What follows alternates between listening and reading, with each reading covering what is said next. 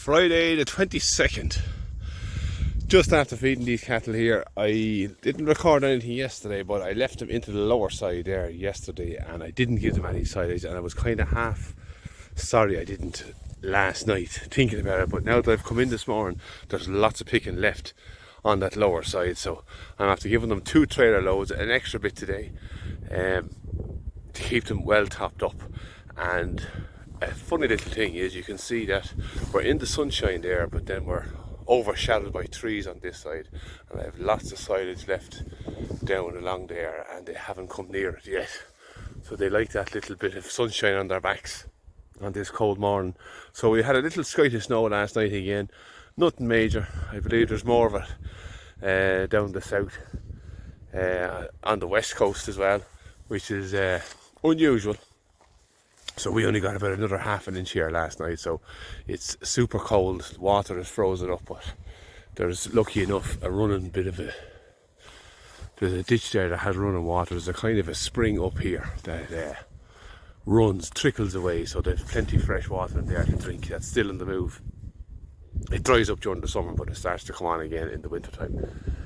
So yeah, that is the story there. What else was I going to say? Let me just think. So yeah, so the cold weather has definitely come early this year. It's going to get a little bit milder, I think, over the weekend. There's talk of a storm, is there? I don't pay too much attention to it, to be honest with you, but they're getting excited to think about another storm. But it's going to settle down again, and next week is going to be fine and dry and blue like this. So we've had absolutely super conditions on the windiest, wettest month, November. So I am very pleased with that.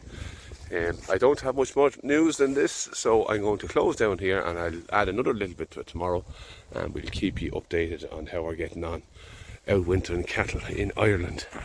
So yeah, so I still have allowed them access to the upper side here. So yeah, so when they're finished here, they'll go down behind the fence, both sides of that hedge, and then I can allow the ponies up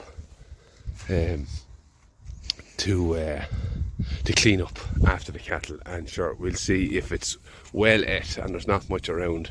The rushes in here are kind of strong, they won't be that anxious for them, so I can always throw them a fork of that nice haylage, silage. But when I talk about ponies, I like to call it haylage. It's good dry silage, so it's perfect for the ponies as well, so they can clean up after the cattle, and I'll throw them a handful of that as well every day. So let me just do a little. There's Maverick and our bullock. Them horns should really be knocked off. He is a grandson of old lead cow. Well, he's the son of this lady here. She's a lead cow now, but the old lead cow I had was big, long horns. She was a Hereford out of an Ayrshire, which is a dairy breed. So here is the 2 renegades. Yeah, they're happy enough, motherless May, and they're happy they're eating their silage. So that is it now. Sure, look, we'll be back tomorrow and we'll chat again. November, what are we, the 23rd, Saturday. Now, we just had Storm Bert come through last night, and the biggest difference we have today is the temperatures. From yesterday to today, I suppose it was -2, 3 the night before last, and today it feels like about 11 degrees, 12 degrees. I don't know, I haven't got my thermostat with me, but I must root it out now and start checking soil temperatures. But the wind blew last night hard. It woke me up. I don't know what time it woke me up at, but I heard a heavy wind, a strong wind should I say. And this morning I'm after looking around and there's rain, water lying where I haven't seen water lying in a good while. So yes, we had a mother load of rain dumped on us last night, but we have super mild weather after coming in afterwards. Now, I don't think it's going to last too long. It's going to settle down, I think, next week. Don't mark my words on that, but I think it's going to settle down again. So I think it's an improving situation again. But now that the snow is gone and the frost is gone, I can actually see what the land looks like underneath the cattle. So the cattle have been on here for 2 nights now. They had 1 full night grass, and I fed them silage on the upper side yesterday, and I'm very happy with the condition. Having seen the rain that came last night, ground conditions have definitely held up. So the good year is now starting to show itself. So we had a big flood last night. So I have made a decision that I'm going to feed them again here tonight on silage, and then I'm going to do a little bit of fencing, give them the lower side here where they have lots of picking, and on the far side of that ditch I'm going to give them about the same area again, so I can feed them in here for another couple of nights. So I'm going to stick to the plan. Very happy with how things are working out. So that is the decision made, even though I kind of had it in my head I was going to do that anyhow. So let me just walk around. So the cattle, look at that. That's lovely and green still. Now that's not amazing picking out. The cattle won't eat any more of that. Let's just say the grass was like that when they came in first. They won't touch that now because their dung was there from the last day. But they'll eat up all the green stuff. The nice fresh green grass on the top. But they will not graze it overly tight, even when they're left on it, unless they're forced. They won't eat that musty stuff, because the lower they go down it's more mouldy. There's a kind of a mouldy grass at the bottom near the soil. They won't eat that. But what the great part, or the good thing about this system is that by the time they come back around, even in the winter time, the environment has changed in that grass, so it'll be washed and the sunlight will clean it off. So the mouldy grass, the environment will have changed, so it's now become, or will become, more edible for the cows the next time around. It'll slightly green up, and they'll be able to eat it the next time. So I wouldn't force them to eat that. They would eat it, but they're not inclined to eat that mouldy grass. So yeah, I think that made sense. So the cattle are looking, they're not actually looking miserable at all. Knowing the night that they went through, they seem fairly happy in themselves. They know they're going to get fed now shortly. So, and I'm delighted with the ground cover that we have, with these being here 2 nights. So one more night, and then the ponies will come in. So the ponies have been down on the last field for a good while now. I think it's just around a week. So I'll be anxious to get them moved up here. So all that lovely stuff. Ponies tend to be less, they don't really mind that mouldy grass at the bottom. They'll pull away at that, but they'll definitely go for the green stuff around the dung, around the cow dung, not their own. But yeah, there's plenty picking here for the ponies. So I'm going to go and get 2 loads of silage. You can see this lady's already chewing her cud, so they're happy enough, they're full. Whatever I get them yesterday was plenty, and whatever picking was left in here has been plenty for them. So I'm going to get them 2 trailer loads of silage this morning.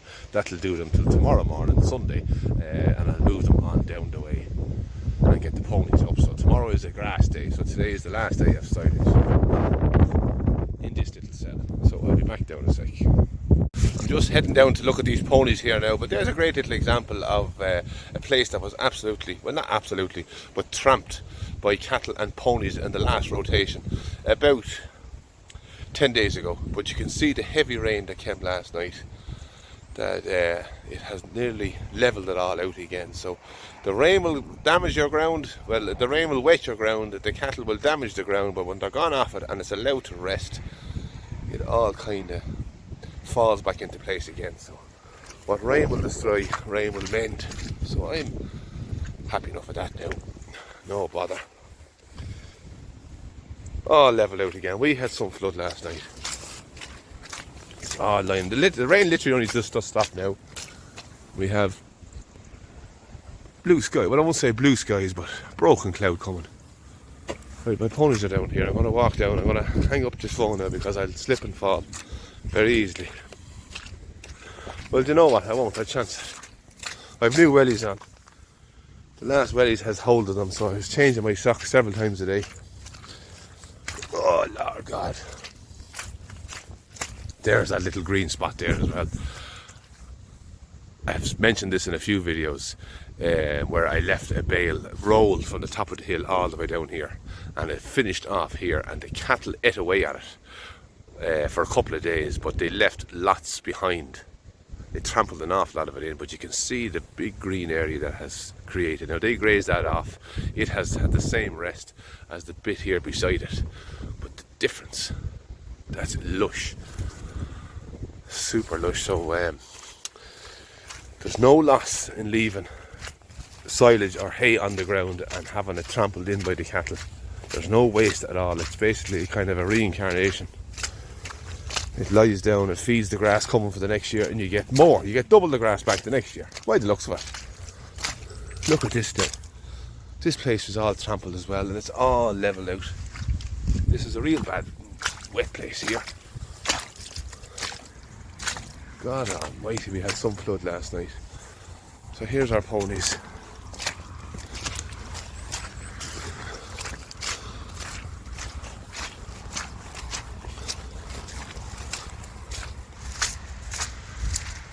Them rushes are well tinned out. This place was wall to wall rushes over the years.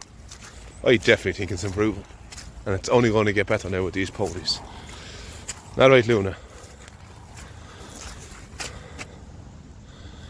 Not a bother to you.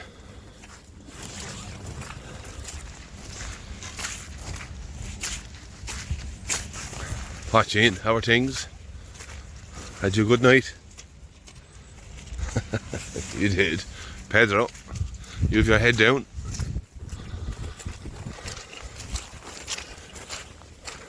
Look at that. That looks amazing. I love that impact. That is perfect looking. Batter down. So why would I bother topping? That's for free. That. And all the fertility from the dung all put down on top of it as well. I'm really looking forward to seeing what this turns out like in February. These are going to be gone off it now, and they will not be back. There'll be no animal back here until February or even March, all depending on how we get on. But that flood last night has washed off all that dung and washed it down into the ground. So we have a perfect setup now for regrowth at some stage. Teddy, how are you getting on?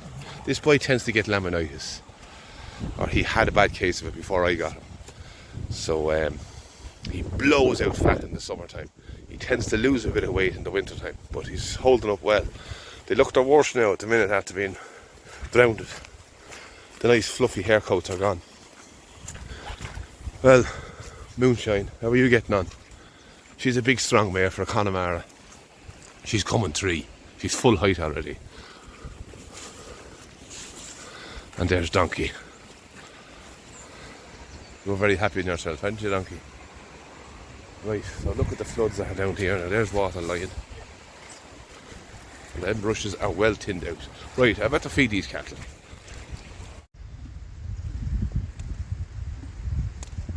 Look at that. Rushes.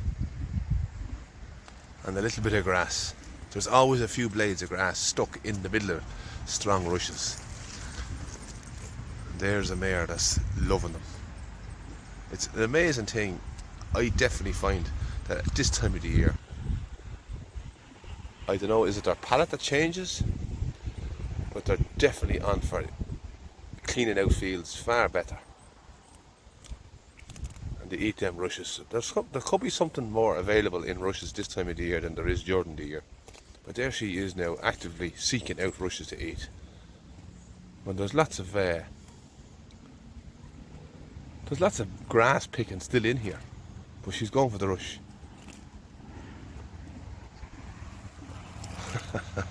I love that.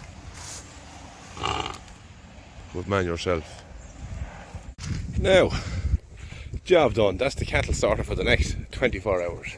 So we are the 23rd of November, Saturday. So just a little recap. I was on about the grass there. So when the grass is full, like to say that, the cows come along and they clip it off, but at the bottom of that grass, near the soil, you have a perfect environment for mould to grow. The cows don't like that mouldy grass, so they tend to leave it like that. But now that we have it grazed off, we have changed the environment of the lower grass. It's now exposed to all the elements, to sunlight, to rain, to frost, to wind, everything like that, so the mould retreats further down or else dies off. And that's what I call the freshening up. So basically the grass will be freshened up in the next couple of months, even during the winter time, for the cows to come along and eat off that little bit of picking that's now more appetising for them. Not the best feeding in the world, but in January, February, you can't get any better to be out in the environment, out in the elements, with a hairy coat on you, a bit of silage in front of you, a little bit of picking, and away we go. So that is the carry on the 23rd of November. I don't know how long this video is, but it's probably too long. I'm not one for editing.